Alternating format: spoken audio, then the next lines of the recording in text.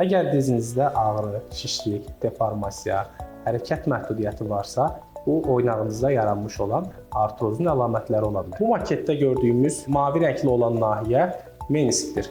Menisk dizimizdə bud və baldır sümükləri arasında yerləşir. Əsas vəzifəsi isə yükün yuxarıdan aşağıya bərabər ötürülməsində rol oynayır. Yaşlanma, artıq çəki, bir çox xəstəliklər meniskdə yırtılmalara səbəb ola bilir. Yırtılan menisk öz funksiyasını tam yerinə yetirə bilmir. Artroz əmələ gəlir. Artroz əmələ gəldikdən sonra isə dərəcəsi artdıqca insanlarda ağrı, şişlik, əzəlilərdə zəifləmə yaranmağa başlayır. Qığırdaq yeyilməsinin ilkin başlanğıc dönəmlərində fizioterapiya ilə birlikdə dərman tedavisi öncəliyimizdir. Əgər bunu əməliyyatsız bacara biliriksə, xəstəni sağlamlığına qovuşdurmağa çalışırıq. Bu yöntəmlər başarısız olduqda əməliyyatı düşünməliyik. Protez əməliyyatı günümüzdə ən uğurlu hesab olunan əməliyyatlardan birisidir. Məqsəd oynağın, oynaq qığırdaq səthlərinin çıxarılması, yerinə süni oynağın taxılması və təkrardan hərəkətliliyin bərpa olunmasıdır. Unutmayın, əməliyyat hər zaman son seçənəkdir.